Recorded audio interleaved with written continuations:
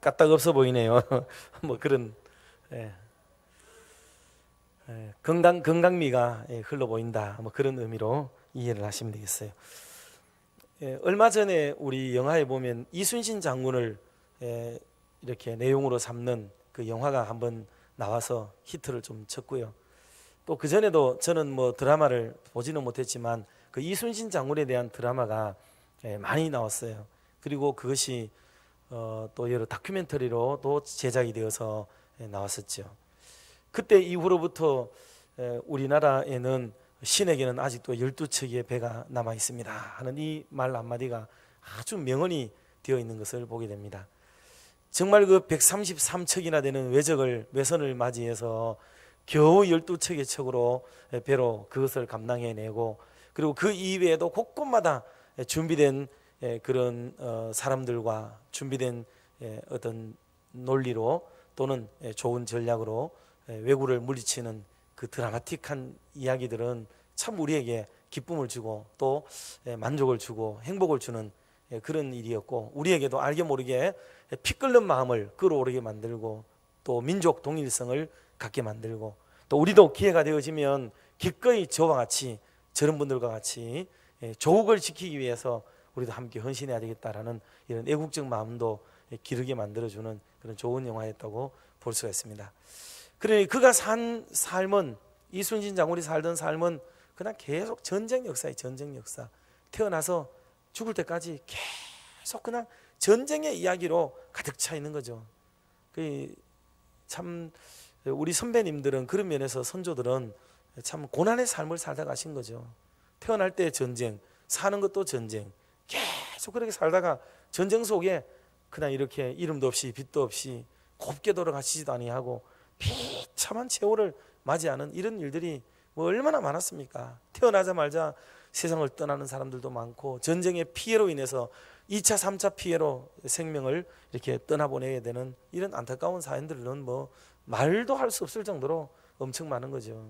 그런데 오늘 우리 세대는 뭐 어르신 세대는 그래도 또 전쟁에 대한 아픔과 그 여파를 직접적으로 경험한 세대라고 볼 수 있어요. 저희들만 하더라도 뭐 우린 태어날 때부터 원래 못 사는 동네였다고 생각하고 산속에서 태어나고 뭐 그렇게 지냈죠. 그러나 그 여파가 전혀 없는 건 아니지만, 그러나 우리는 전쟁을 한 번도 경험하거나 뭐 그런 정도는 뭐 전혀 겪어보지 못한 그런 참 행복한 세대라고 볼 수가 있습니다. 그런데 이런 일들을 통해서 우리에게 알려주는 바가 뭐냐면, 무엇보다도 이 전쟁, 사람이 태어나서부터 전쟁 속에 살다가 전쟁 속에 죽게 되어지는 이런 사람들이 시대 속에 얼마나 많은가를 우리로 하여금 깨닫게 만들어주고, 더불어서 비록 오늘 우리는 육적으로는 그런 곤혹스러운 일들이 우리 앞에 지금 처참하게 일어나고 있지는 않다 할지라도 영적인 삶에서는 여전히 전장에 우리가 노출되어져 있다 하는 것은, 그거는 어느 시대나 동일해요. 때문에 오늘도 우리는 이 악한 마귀들과의 전쟁, 그리고 우리를 어떻게 하든지 굴복시키려고 하는 그런 영적인 집단으로부터 끊임없는 유혹을 받거나 억압을 받거나 탄압을 받고 있는 그런 전장에 놓여 있다 하는 것은 오늘 시대나 옛날이나 똑같습니다. 그래서 우리가 이 영적으로 대적을 물리치고 또 이기고 그렇게 하기 위해서는 어떻게 하든지 결국은 우리가 그들을 상대해야 되기 때문에 우리가 준비해야 될 것들과 그리고 갖춰야 될 부분들에 대해서 돌아봄이 참 필요하다고 볼 수가 있습니다. 뭐 개인적으로는 여러분들 각자의 한 해 동안의 신앙의 삶에도 많은 어려움이 뭐 있을 수 있었겠고요. 또 갖은 시험과 또 고통, 아픔 그런 것이 있습니다. 그것은 하나의 사건이었고 하나의 일이었습니다.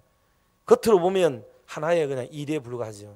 그러나 그것을 여러분들께서 영적인 안목으로 들여다보세요. 그러면 그 영적인 문제가 생기는 거예요. 계속. 그건 육적인 게 아닙니다. 그건 대단히 다분히 그거는 영적인 문제인데, 그 영적인 문제를 육적으로 해결하려고 해서 해결이 안 돼요. 그거는 끊임없이 반복될 수밖에 없어요. 그 영적으로 우리가 하나님 앞에 바로 서고 하나님이 기뻐하시도록 서야 되지, 사람이 볼 때 나는 뭐 문제가 없다, 바로 섰다, 이거는 의미가 없는 거예요. 그게 왜? 하나님은 영적인 일을 우리에게 주시고 그거 하는 거거든요. 독수리를 가만히 있는 새끼를 갖다가 벼랑에서 왜 떨어뜨립니까? 그거를 독수리가 미쳤지. 왜 그렇게 하겠어요? 왜?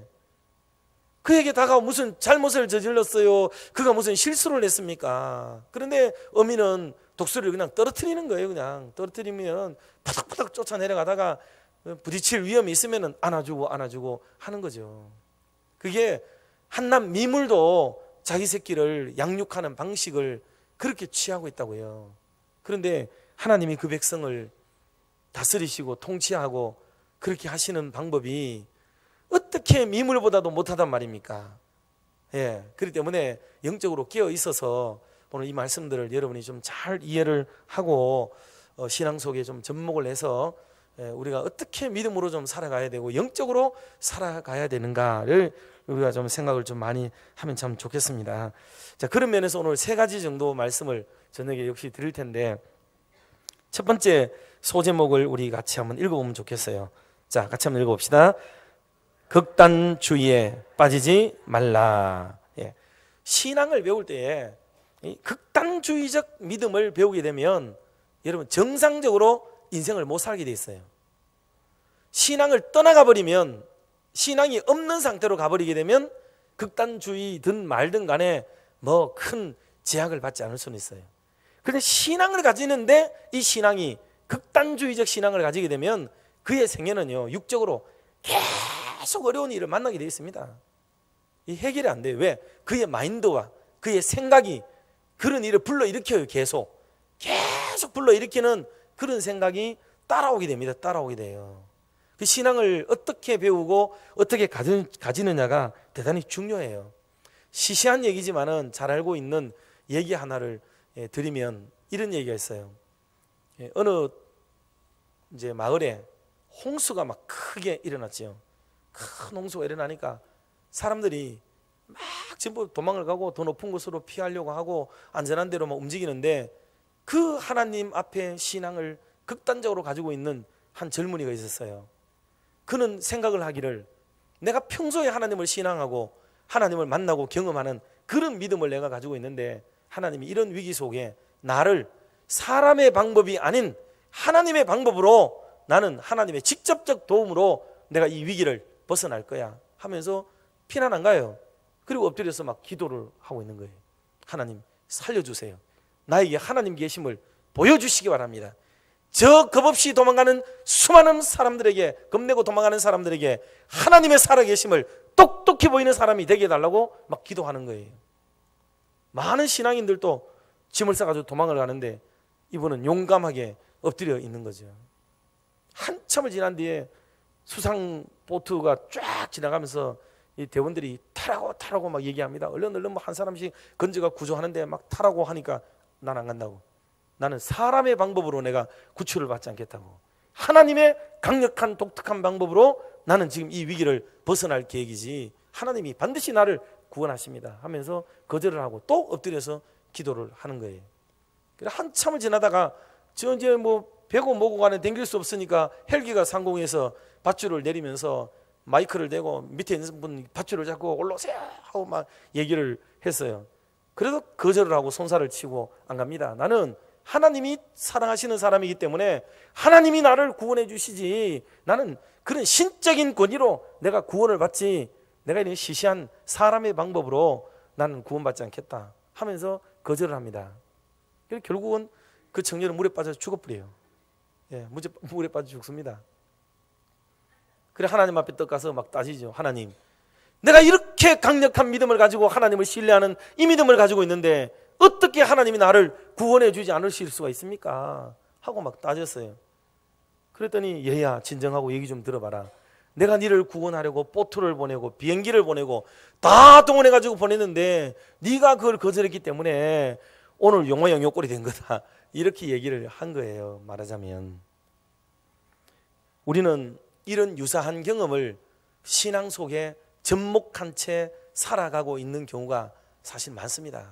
여러분 믿음에 대한 얘기가 나오면은 여러분들 괜시리 막 뭔가 믿음이 막 있어야 되겠다고 생각하는 마음이 막 들지 않습니까? 누가 막 신앙 얘기하고 누가 막 하나님 만났다 그러면은 뭔가 가만히 있다가도 갑자기 내게서도 뭔가 믿음의 뭔가를 증거를 보여야 되고 뭐를 나타내야 되고 막 뭔가 으림장을 놓고 그래야 되겠다는 마음을 여러분 위기를 느끼면서 막 그래 보지 않으셨어요? 그게 맨 똑같은 거예요. 이런 마음이에요, 이게. 그래서 이런 얘기를 듣고 하나님이 나를 건져주시고 만져주시고 하나님이 나를 막 이렇게 구출해 주시고 오늘 이렇게 하셨습니다. 그러면 부러워라 할렐루야 막 이러면서 우리는 그렇게 생각합니다. 그러나 내 평생 살아가는 동안에 단 한 번도 그런 기적을 경험하지 못하고 살아가는 게 대부분의 그리스도인들이에요. 없습니다, 그거. 그래 나타나는 게 아니에요. 그런데 우리는 그런 극단적인 것, 동화와 같이 만화와 같이 신비적인 어떤 것들이 일어나야 된다고 생각하는 그런 믿음을 우리가 가질 때가 참 많이 있다 이 말이에요. 왜 이게 중요하냐면 이런 문제를 근거로 우리나라가 80년대를 지나면서 대학가에서 심각한 문제 제기가 일어난 게 있어요. 그게 뭐냐면 소위 말하는 십자가와 피뢰침이라는 그 얘기예요. 십자가와 피뢰침. 여러분 생각에는 교회가 십자가를 세우잖아요. 그 위에 피뢰침을 세워야 돼요? 안 세워야 돼요? 십자가 위에 피뢰침을 세우면 될까요? 안 될까요? 예, 상당히 막 심각해지시는. 십자가가 뭡니까? 십자가가 그 십자가는 우리를 구원하는 상징성을 가지는 것 아닙니까? 하나님의 임재를 상징하고 주님을 드러내는 일이고 그게 기독교 신앙의 표지이고 그것은 곧 예수 그리스도의 보혈을 상징하고 구원의 은총을 상징하는 것인데 어떻게 그 위에다가 피뢰침을 꽂을 수가 있단 말이에요, 그게. 예. 그래가지고 한때 80년대를 지나면서 교회가 피뢰침을 안 꽂았어요. 그래 벼락 맞은 교회가 많습니다. 벼락을 많이 맞았어요. 종탑이 철탑이 무너지고요. 그 밑에 있던 그 단층 아래에 바로 이렇게 철탑을 세우고 밑에 그 위층을 세워둬서 있던 교회의 교인들도 많이 죽고요. 많이 그런 일이 벌어졌어요. 그래가지고 이게 피뢰침을 정말 세워야 되느냐 말아야 되느냐 이게 신학적인 문제까지 대두가 될 만큼 한국 교회가 시끄러웠던 문제가 이 문제란 말이에요, 이게. 우리 교회는 세워져 있나요? 예. 그래서 이게 신앙이라는 것, 하나님의 초자연적인 역사를 기대하는 사람에게는 피뢰침을 세우면 안 되죠. 또 예수 믿는 사람은 보험을 들면 안 되잖아요. 보험을 왜 들어요? 하나님이 다 지켜주시는데. 그래서 초기에는 보험 들라 그런다고 목사가 쫓겨가기도 했어요. 믿음 없는 목사라고. 아세요? 교회는 돈을 내야 되기 때문에 목사가 보험을 들여야 됩니다. 차량 보험을 들고 교회 화재 보험을 들고 해야 된다 그러니까 믿음 없는 목사라고 쫓겨나간 목사가 많아요. 예.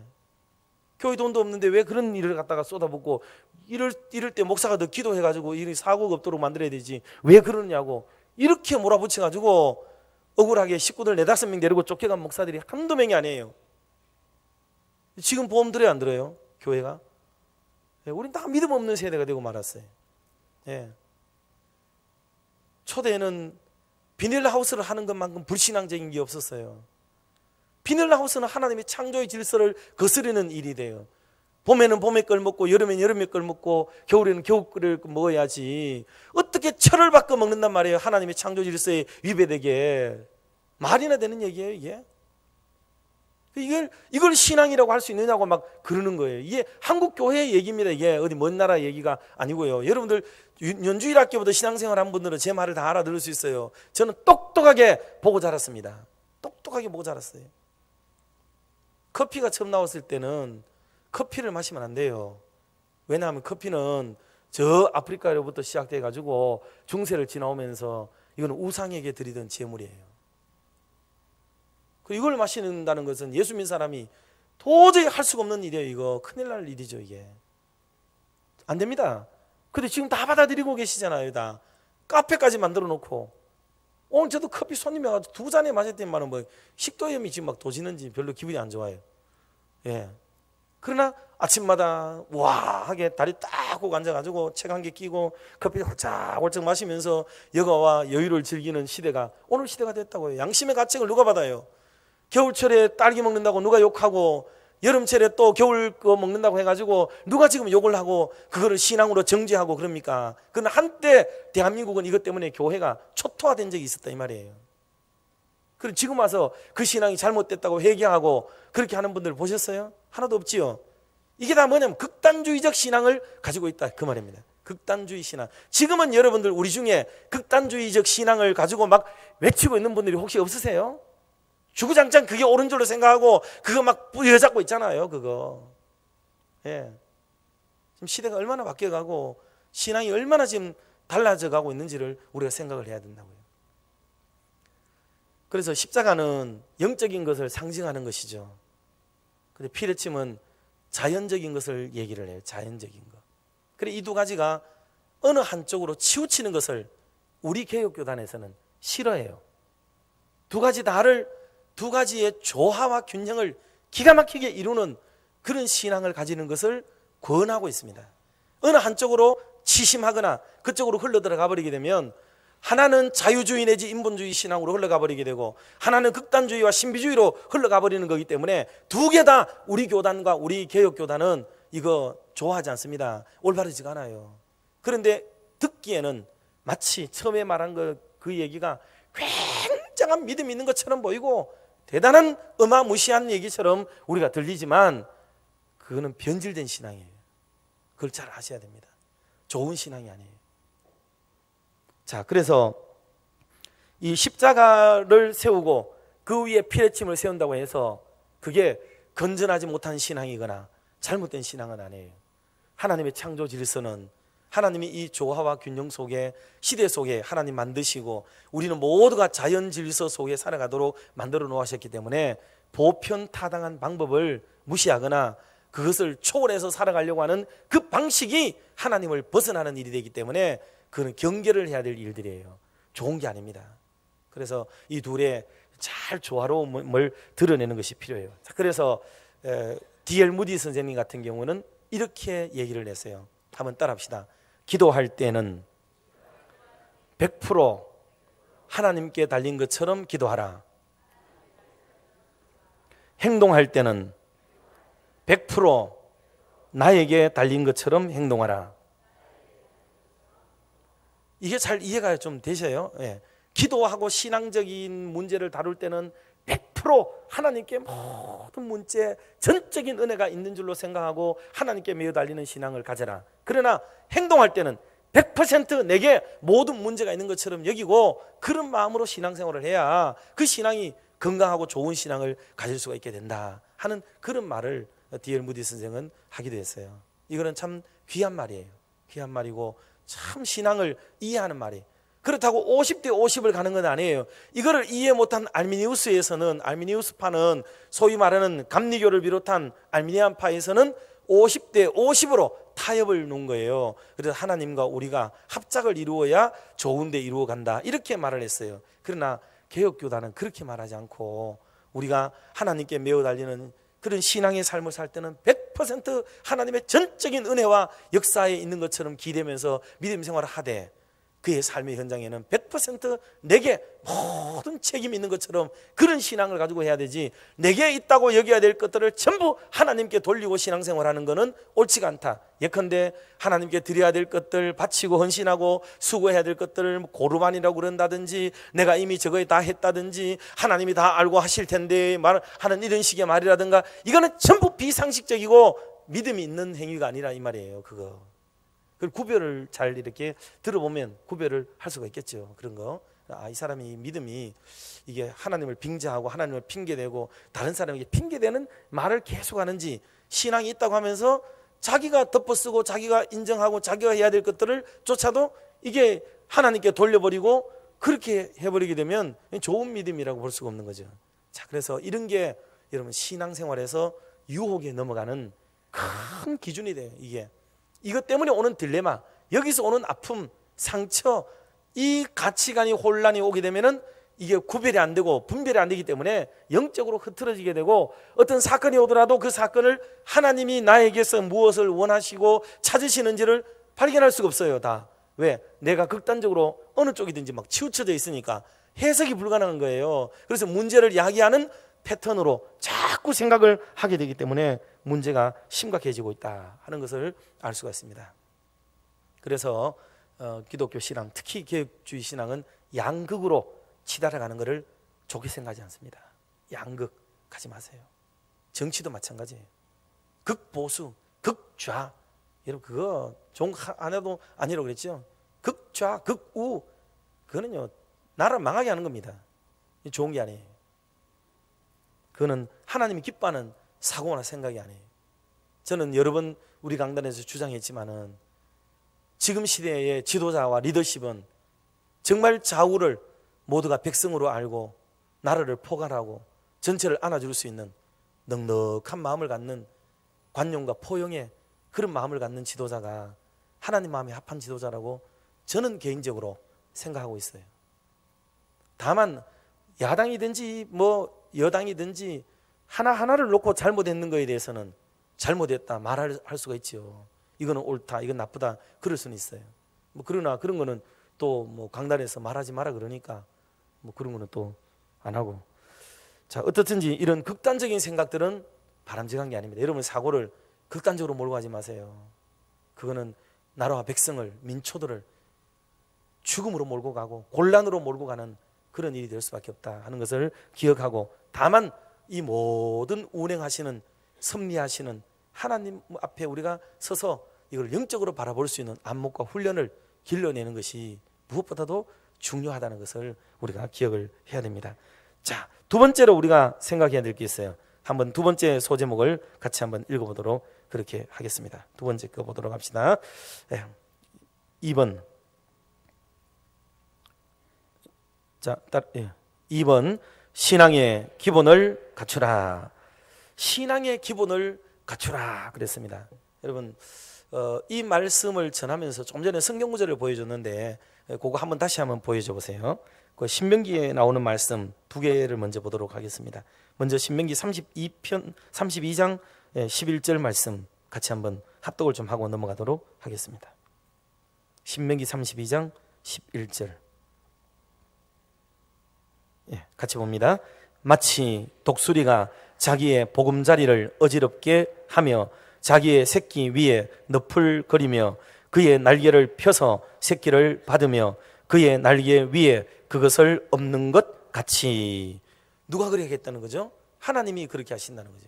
그게 하나님이 새끼를 떨어뜨리고 그리고 새끼를 받아주고, 그러면 하나님이 거기서 얻고자 하는 것은 뭐겠어요? 하나님이 얼마나 위대하신가를 보여주는 겁니까? 내가 너를 떨어뜨릴 수 있어, 내가 너를 받아 구원할 수 있어, 이거를 보이기 위해서 독수리를 그렇게 하는 겁니까? 새끼를? 어미 독수리가 원하는 건 뭐예요? 그 새끼가 떨어지는 동안에 뭐를 해야 돼요? 파닥파닥거리면서 날개를 짓을 해야 되는 거야. 그러면은 그 날개가 떨어질 때마다 뭐를 해야 돼요? 날개의 힘이 길러지겠죠. 날개의 힘이 자꾸 길러지고 다음에 떨어질 때는 또 파닥파닥 날고 또 파닥파닥 날고 어느 순간에 가면 이게 활공을 하게 되어지고 유유히 공기를 가누게 되어지고 훌륭한 독수리가 될 수가 있겠죠. 그래 엄마가 원하는 거는 내가 너를 받아주는 거야. 내가 너를 죽일 수도 있어, 내가 너를 살릴 수도 있어, 이거를 가르쳐주기 위한 게 아니고 독수리를 어미 독수리처럼 날 수 있게 만들어주고 힘을 길러주기 위해서 하는 거라 이 말이에요. 하나님이 오늘 우리를 섭리하시고 운행하시는 것은 하나님이 얼마나 위대하신가를 보이는 것도 물론 있지만 우리의 삶의 현장 속에 다가오는 수많은 사건을 통해 뭐를 길러준다고요? 우리가 영적인 삶을 살아갈 수 있는 힘을 기를 수 있도록 하나님이 원하기 때문에 그런 일을 주는 거예요. 그게 그러면 우리에게 똑같은 일이 계속 반복되죠. 어떤 일들은 아픔도 반복, 상처도 반복, 막 힘겹고 지치는 것도 반복, 똑같은 사건은 아니더라도 비슷한 유형이 막 일어나고 우리의 삶에 일어나는 것은 왜 그러냐면 그런 일을 통해서 하나님은 우리가 날개짓하고 이게 자유롭게 비상하고 그렇게 활공을 하고 멋있는 독수리가 되기를 기대하는 마음으로 그런 일들을 반복해서 주는데, 우리 육적으로 보면 뭐라고 생각을 할 수 있겠어요? 그게 육적으로 보면 왜 또 그러느냐 왜 또 그러느냐 이렇게밖에는 짜증과 불평과 원망밖에는 나오지가 않는 거예요. 그러나 영적인 안목을 가지고 열어보면 이런 걸 통해서 우리가 훈련이 되어지고 이게 반복적인 걸 통해 가지고 자꾸 그렇게 되는 거죠. 여러분 좋아하는 것 있으십니까? 게임 이런 거. 제가 그 말레이시아에 갔을 때 이제 헌당 예배를 드리는데 커팅을 해야 되거든요. 근데 커팅을 하기 전에 그 위에다가 풍선을 몇 개 달아놨어요. 한 서너 개를 달아놨더라고요. 그러면서 제보고 긴 막대기를 주면서 후 불어가지고 침이 팍 날아가요. 독화살이. 그 말레이시아 산속에 있는 사람들이니까 그걸로 쏴가지고 풍선을 꺼주라는 거예요, 이게. 그래서 제가 또 얼마나 잘하겠습니까? 딱 고기가 대문에 한 방에 딱 개어져 보죠. 저 팔달중학교의 정정태 장로님도 하셔야 되는데 할 때마다 피살이가 나고 안 되고 그러는 거예요. 그 이분이 또 하자고. 원래는 한 번 하면 그만인데 그 또 3세판까지 또 다 했어요. 그래가지고 하고 이병두 장로님이신가 한 번만에 또 탁 잘하시더라고. 그렇게 해서 했습니다만은 어떤 일들은 우리가 어때 잘 실패되면은 뭐라고 말해요? 우리는 나도 알지 못하는 사이에 한 번 더 할게요. 내가 나 한 번 더 할래, 한 번 더 할래 이러잖아요. 실패했지만은 한 번 더 하겠다고 얘기하잖아요. 왜 실패했는데 대한 부끄러움과 죄책과 망신과 그런 것들을 왜 그거를 받아들이지 않고 왜 그렇게 하려고 그러겠어요? 그 반복을 통해 가지고 그 사건을 만회하고 이겨내고 극복하겠다는 그 마음이 원초적으로 일어나고 있는 거예요, 그게. 그런데 왜 우리가 죄에 대해서 넘어졌을 때, 왜 사람에게 상처를 받았을 때, 왜 힘들었을 때는 똑같은 방식을 취하지 않는단 말이에요. 그런 일이 있을 때 다시 한번 일어서고 다시 한번 용기를 내고 그게 성도의 삶이어야 되고 그게 영적인 삶이 돼야 되는데 우리는 그런 일이 있을 때 꼬꾸라지고 있단 말이에요. 그때도 여러분 분연히 일어서시고 다시 한번 용기를 내고 하나님 앞에 우뚝 설 수 있는 믿음의 용장으로 서게 되기를 주의 이름으로 축복합니다. 그게 하나님이 우리에게 원하시는 게 그거예요. 날개짓을 하도록 하는 거죠. 그거. 신명기 22장 말씀 한번 보여주시면 좋겠어요. 같이 한번 봅시다. 내가 새 집을 지을 때에 지붕에 난간을 만들어 사람이 떨어지지 않게 하라. 그 피가 내 집에 돌아갈까 하노라. 아멘. 집을 지을 때에 그 위쪽을 다 뭐로 짓느냐면 집을 지으면 위에를 평평하게 그냥 지붕을 만들었어요. 그런 집들 많았던 걸 여러분 기억하실 거예요. 난간을 만들지 않았어요. 난간을. 그게 얼마나 위험하겠어요. 그래 그 난간이 없는 상태에서 집을 만들었다가 어떤 사람이 떨어지면 그 책임은 주인에게 있다는 거예요. 주인에게. 그런데 난간을 만들어놨어요. 안전하도록. 만들어놨는데 떨어지는 사람이 있으면 그거는 떨어지는 사람의 실수다 하고 성경이 말을 하는 겁니다. 이게 그 집을 지을 때 안전을 돌보도록 하는 방식이에요. 이게. 그리고 이걸 통해서 보여주는 것은 그 사람의 자기 책임 소관이 어딘가를 보여줘요. 안전장치, 시건장치가 있었는데도 문제가 생기는 것은 그 사람의 잘못. 그런데 그런 조치나 안전에 대한 어떤 구유를 할 수 있는 부분들이 없는 상태에서 일어나는 것은 그 시설자의 책임. 이걸 성경적으로 명확하게 규명을 해놓은 거예요. 이런 것들은 다 뭐를 말하냐면 사람의 책임, 사람의 한도, 사람이 해야 될 영역, 이걸 말하는 거예요. 거기 올라가서 논다고 하나님이 받아주고 사고 안 생기게 하고 그러는 게 신앙이 아니에요. 그게 신앙이라는 그런 걸 말하는 게 아니다 이 말이에요. 그래서 좋은 신앙은 사람이 하고 지켜야 되고 또 우리가 갖춰야 될 예의와 언어와 모든 한계들을 잘 알고 감정을 추스리고 다스리고 사건을 바라볼 수 있는 안목, 시각, 이런 정신, 이런 것들이 다 가지고 있어야 되지 지식만 많다고 되는 게 아니에요. 그게 깨달음이 와야 되고 그게 어떤 의미인지를 바로 알고 그게 내 삶에 적용이 되어질 때에 그게 그 말씀이 나에게 유익이 일어나게 돼요. 근데 그런 거 없이 우리가 어떤 지식만 자꾸 섭취하게 되면 그게 이건 좀 남을 올가매는 올가미가 될 뿐이에요. 도움이 자기도 남에게도 도움과 유익이 전혀 되지 않아요. 이게. 그래서 이런 부분들을 가르치면서 건전하고 좋은 신앙은 사람이 감당해야 될 영역 그 부분을 충분히 담지하고 있는 부분이다 하는 거예요. 그리고 지금 두 번째로 계속 드리고 싶은 말씀의 내용이 그거예요. 그게 신앙의 기본을 갖추라 그랬는데 여러분 우리나라 옛날에 그 88 올림픽이죠. 2002년 월드컵이구나. 그때 감독이 누구였죠? 히딩크였죠. 히딩크가 와서 2002년인가 2004년도에 그 막 월드컵에 우리가 사강 신화를 막 이뤘잖아요. 그때 이분이 와가지고 한국 감독을 딱 맞고 한국 사람을 보고 첫 마디 말을 한 게 있어요. 그게 뭐라고 그랬냐면 한국 선수들은 실력은 충분한데 기초가 부족하다. 그렇게 판단을 했어요. 그러니까 그분은 다른 사람들이 볼 때 혓바닥을 내밀고 놀랄 정도로 맨날 모여가지고 타이어 끌고 다니고 허리 힘 기르고 주력으로 이게 달리기 다리에 힘을 기르고 체력을 기르고 구보를 통해 가지고 기초 체력 기르고 이것만 한참을 했어요. 그래서 막 뉴스들 하고 기자들이 막 계속 욕을 했어요. 저거 왜 지금 게임을 해야 되는데 지금 저러고 있냐고. 전술을 배워도 지금 부족한데 기초훈련만 하고 있다고 막 계속 따갑게 막 그랬다고요, 그게. 근데 이분의 생각에는 선수가 가져야 될 기본적 기초 체력이 준비가 되지 않으면은 뭐를 할 수가 없다는 거예요. 할 수가 없다는 거죠. 그 위에 아무리 좋은 것들을 전술을 가지고 이렇게 하더라도 그거는 실효성이 없다는 거예요. 실효성이 없다. 그래서 그분은 기초를 기르는 일에 대부분의 시간들을 다 보냈어요. 그리고 그게 어느 정도 완성됐다고 생각할 때 딱 선수들하고 같이 그 다음에 전술을 짜고 했거든요. 그래 필드에 갔을 때 다른 선수하고 딱 부딪히면 다른 선수들이 막 저만큼 튕겨나가는 거예요. 그냥 이 친구들이 막 전차같이 가는 겁니다.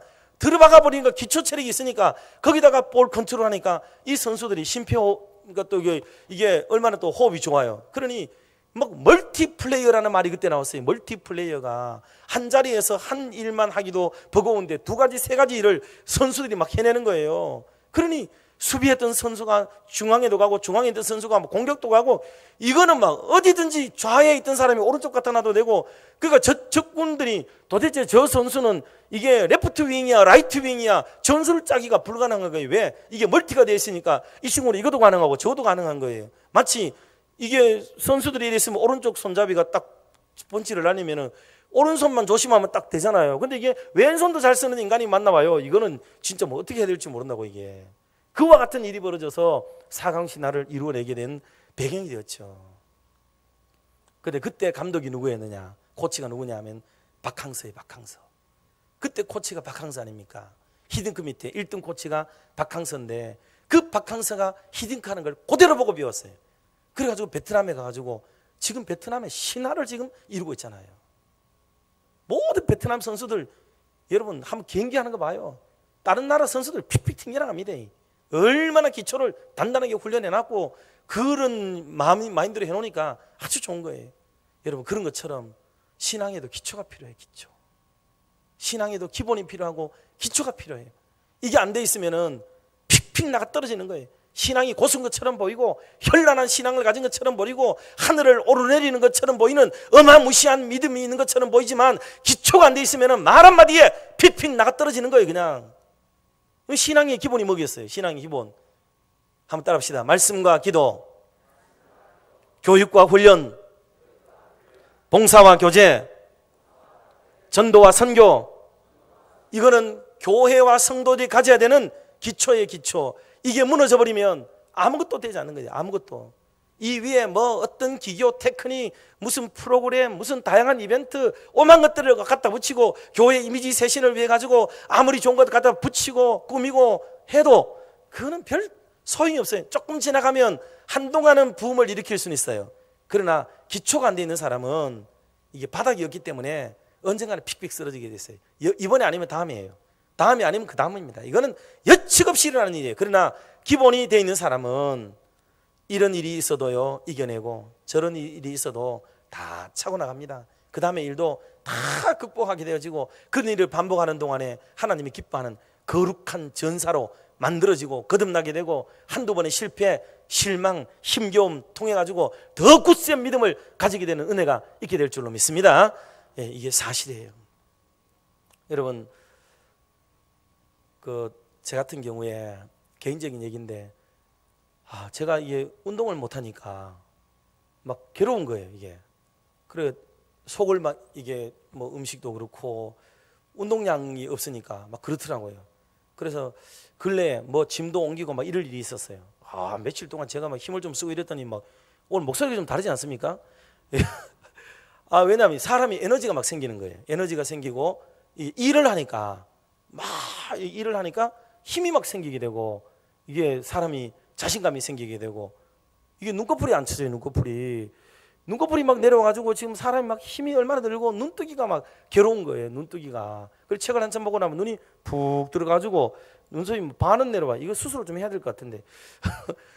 그런데 체력을 기르니까 이런 것을 극복하게 되고 밑에 눈이 위에 눈곱을 탁 눈두덩을 받쳐주기도 하고 힘이 뭐 이렇게 눈에 힘이 딱 들어가고 막 이래.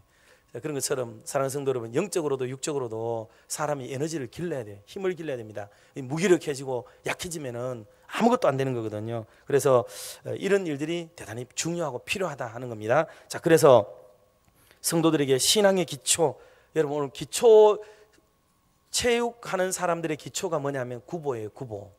구보는 모든 선수들의 기본은 구보를 해야 돼요. 구보 뛰어야 됩니다. 그러면 그게 그냥 뭐 어디 온 전신에 곳곳에 근육을 길러지고 또 내적으로 유산소 운동 뭐 등을 비롯해서 모든 게 다 되도록 만들어주는 게 결국 기초대사를 가장 원활하게 만들어주는 거는 구보예요. 뜀뛰기죠. 그래서 구보는 모든 선수들과 군인들의 가장 기본이 되고, 그거는 아무리 고급스러운 건 선수라도 여전히 또 해야 되는 게 구보예요. 구보. 이게 기본이거든요. 그런 것처럼 신앙의 세계에도 우리가 목사가 되어도 장로가 되어도 권사가 되어도 기본적인 부분들을 꼭 가지고 가야 되는 게 아까 말씀드린 말씀과 기도, 그리고 훈련과 교육, 그리고 봉사와 교제, 전도와 선교, 이런 개념은 이거를 어느 거라도 내놔버리면 그 사람은 균형 잡힌 믿음을 가지지 못하기 때문에 그게 잘 안 되는 거예요. 여러분 이 기본을 여러분 회복할 수 있기를 주의 이름으로 축복합니다. 자, 마지막 세 번째 간단하게 말씀 좀 드리겠습니다. 세 번째 같이 한번 읽어봅시다. 강점을 조심하라. 강점. 여러분 강점이라는 거는 내가 잘하는 거, 내가 제일 잘하는 거. 집사람하고 제가 어디 가면은 집사람이 한 번씩 농담으로 그런 말해요. 가만히 보니까 사람은 지 제일 좋아하는 거 하다 죽는 것 같다, 이런 말이에요. 제일 좋아하는 거 하다가 죽어요. 산을 좋아하는 분들은 산 타다가 결국은 세상을 떠나고, 물에서 있기를 좋아하는 사람은 물에 있다가 세상을 떠나가고, 사람들은 가장 자기가 좋아하는 것을 하다가 거기서 세상을 떠나요. 물론 그것만큼 아름다운 것도 없어요. 또 왜? 자기가 사랑하고 좋아하고 잘하는 그것을 하다가 세상을 떠나니까 가장 좋은 거기도 하죠. 또 물론 그래서 목사들은 지금처럼 강단에서 설교하다 죽는 거를 최고로 기쁘게 여기죠. 이왕 갈 거 강단에서 쓰러져서 죽는 것만큼 영예로운 건 없기 때문에 한때 목사님들 때 그걸 많이 그랬어요. 그러나 요즘 뭐 전부 조기 은퇴도 하고 뭐 일찍 건강하고 오래 살고 이러니까 강단에서 자빠지는 분들 거의 없어요. 우리 교회도 아마 잘 없을 거예요 아마. 할렐루야. 자, 그런데 여러분 이 강점이라는 건 자기가 특별히 잘한다고 생각하는 거 있죠. 그것 때문에 사람이 시험 들어요. 그것 때문에. 여러분 아브라함이 믿음 있는 사람이잖아요. 믿음의 조상이잖아요. 그런데 나중에 내려가서 어때요? 자기의 아내를 누이라고 여기고 하나님의 지킴과 보호를 믿지 못하고 어리석게 결국은 하나님을 신앙하지 않는 사람의 자리로 푹 나가떨어지는 게 놀랍게도 아브라함이에요. 아브라함. 다윗이 얼마나 성실합니까? 가장 성실한 사람인데 이게 어떤 여인을 보고 욕정을 참지 못해서 결국은 넘어지게 되는 그런 비참한 결과를 가져오게 되는 그 내용이 가장 강점이라고 여겼던 게 바로 그거예요. 모세는 가장 지면에서 온유한 사람이에요. 그런데 그의 사건을 보세요. 맨날 백성들에게 불따고 내고 화딱지 내다가 결국 그는 화를 내면서 반석으로 이렇게 지팡이로 반석을 치기도 하고 뭐 이러다가 결국은 가나안 땅도 못 들어간 사람이 되고 말아요. 자기의 가장 강점이라고 여기는 그것이 결국은 자기를 무너뜨리는 일이 되고 말았다는 걸 봅니다. 베드로도 뭐예요? 베드로는 얼마나 용기 있는 사람입니까? 목에 칼이 돌아도 그 대제사장 말고의 귀를 뵐 때 군대들이 몰려왔잖아요. 군대들이. 그런데도 눈도 깜짝 안 하던 사람인데 놀랍게도 여자종 하나가 너 갈릴리 사람이지 예수님의 제자지라는 소리에 그렇게 대단한 사람이 꼬리를 내리고 아니라고 발뺌이 해버리는 자리로 나가 떨어져 버리는 게 그게 신앙의 사람들의 현주소라는 것을 우리가 기억을 해야 하는 겁니다. 그러므로 사랑하는 성도 여러분, 오늘 드린 이 말씀들은 우리의 삶의 현장에서 물론 하나님의 전신갑주를 우리가 입어야 된다는 부분들이 오늘 주된 말씀이기도 하지만 그런 내용들에 대해서는 이미 우리가 많이 알고 계시고 그와 더불어서 전신갑주라는 개념 속에 우리가 가져야 될 정말 생각해야 될 몇 가지의 중심 주제들과 신앙적 관점에서 말씀을 풀어갔는데 여러분 우리의 삶의 현장에도 이런 부분들을 좀 잘 극복하고 이겨내서 시험을 이기고 승리하고 그리고 나날이 그런 일을 경험할수록 더 우리의 믿음이 단단해져 가서 강건한 은혜를 유지하며 사는 우리 믿음의 교우들이 다 되시기를 주님의 이름으로 축원합니다. 기도하겠습니다. 하나님 아버지 감사합니다. 우리의 삶의 현장 속에 다가오는 수많은 시험들과 힘겨움과